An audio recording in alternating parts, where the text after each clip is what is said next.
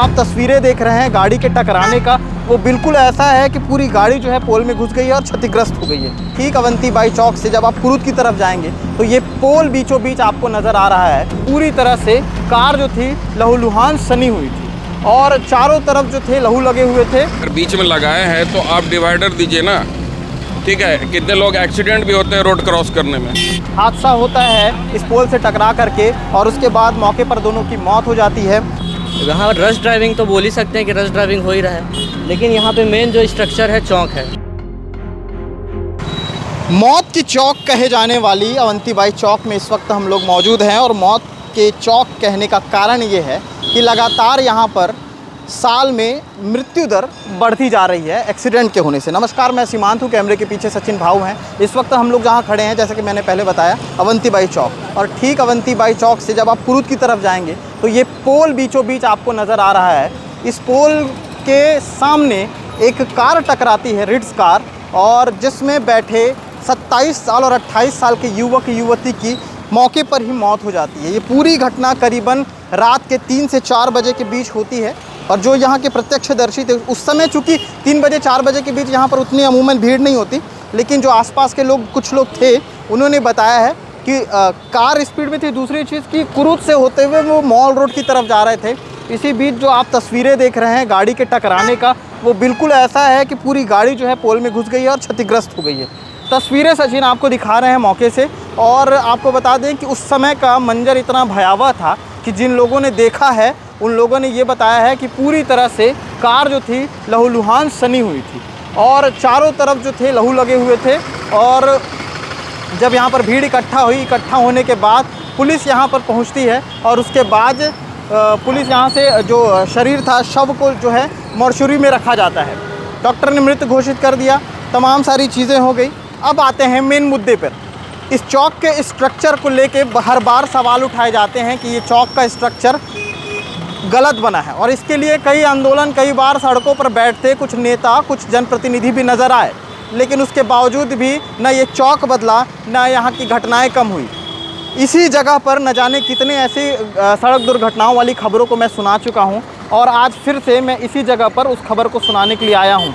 आगे कुछ लोग दिख रहे हैं और वहाँ पर दुकानें भी हैं, लेकिन दुर्भाग्य ये है कि आसपास की जगहों पर कहीं सीसीटीवी कैमरा नहीं लगा है। अगर सीसीटीवी कैमरा होता तो सारी चीज़ें साफ़ हो जाती है। हम हर बार कहते हैं वीडियो में कि सीसीटीवी कैमरा लगवाइए, कोई चीज़ों को क्लियर करने में और आसानी होगी, लेकिन आसपास के जो भी क्षेत्र हैं वहाँ पर कहीं सीसीटीवी कैमरा नहीं लगा हुआ है।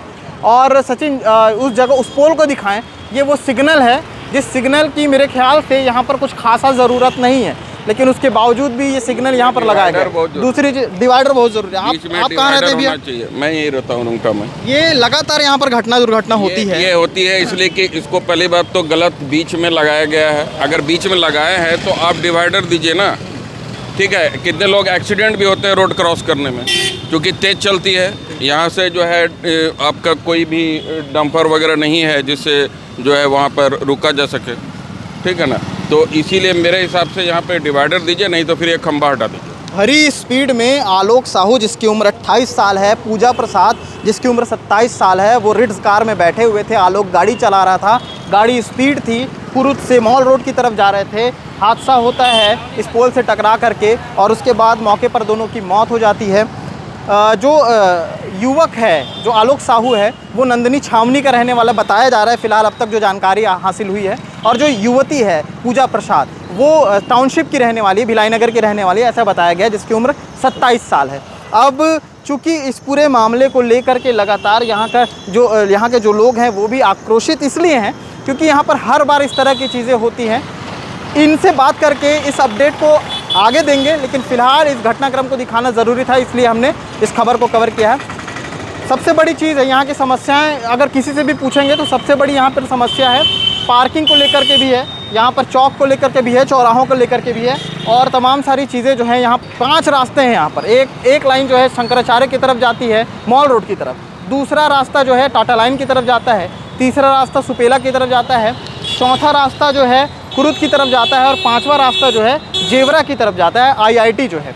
अब ये 5 रास्ते वाली जगह जो कि सबसे ज़्यादा भीड़ भरी रहती है, भीड़ भरे चौराहों में इस तरह से असुविधाएं और पता नहीं क्यों बड़े बड़े जनप्रतिनिधि यहाँ पर कोई ध्यान क्यों नहीं देते, क्योंकि ये एक ऐसी जगह है जो ब्लैक स्पॉट भी है ट्रैफिक के नियमों और ट्रैफिक के जो लोग होते हैं जो जांच करते हैं उनके हिसाब से। उसके बावजूद भी यहाँ पर लगातार इस तरह की चीज़ें होती हैं।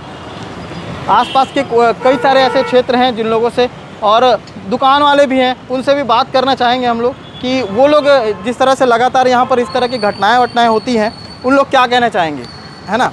तो ये सलून की दुकान है जीतन सलून, और इनसे बात करते हैं। यहाँ पर हर बार दुर्घटना होती है, और अभी आप लोग तो आप सुबह जिम जा रहे थे, आप बताया कि यहाँ पर ऐसा घटना हुआ, बताया। सुबह 6 बजे मैं जिम जा रहा था तो देखा गाड़ी का एक्सीडेंट हुआ था। यहाँ 15 से 20 दिन भी नहीं हुआ है कि यहाँ पर एक ट्रक एक बुजुर्ग को ठोक दिए, फिर वहाँ मौत हो गई। जबकि वो साइकिल में था। यहाँ रश ड्राइविंग तो बोल ही सकते हैं कि रश ड्राइविंग हो ही रहा है, लेकिन यहाँ पे मेन जो स्ट्रक्चर है चौक है। अगर चौक का व्यवस्थित कर दिया जाए तो हो सकता है कि ये दुर्घटनाएं कम हो जाए। पहले जो चौक जहाँ पे था वहाँ पर इतनी चीज़ें नहीं होती थी। हाँ, पहले जब चौक यहाँ पे था तो इतनी दुर्घटनाएं नहीं होती थी, लेकिन कौन इंजीनियर जो डिज़ाइन किया है इतना बड़ा चौक कर दिया जहाँ पे जगह ही नहीं है, तो ये दुर्घटना का मेन कारण ये चौक ही है।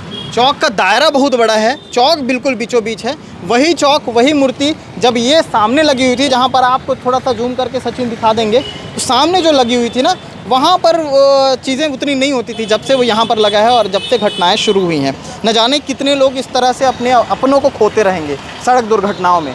जैसा कि पहले इन्होंने बताया कि कुछ दिन पहले यहाँ पर एक प्लांट के कर्मी थे, वो साइकिल से जा रहे थे, उनके साथ ये सारी घटना होती है। तो एक बड़ी घटना फिर से हुई है, 2 लोगों की मौत हुई है। इस पर कौन जिम्मेदार है, इसकी जिम्मेदारी कौन लेता है, सबसे बड़ा सवाल ये भी है।